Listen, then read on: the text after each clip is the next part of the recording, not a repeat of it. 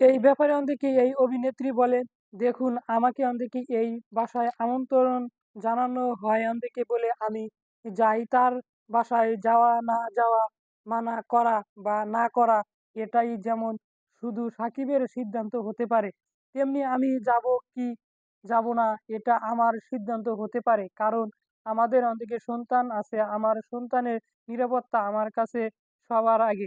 কেউ চাইলে তো আমি আমার সন্তানকে একা কোথাও ছাড়বো না।"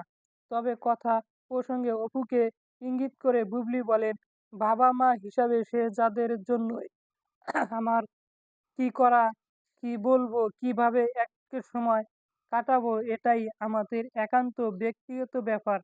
এটা নিয়েই যখন অন্য কেউ অধিকার আনতে চর্চা করে, নানান ব্যাখ্যা দেয়, তখন খুবই হাস্যকর লাগে।" এই ব্যাপারে অন্দিকে এই অভিনেত্রী বলেন, "দেখুন আমাকে অন্দিকে এই"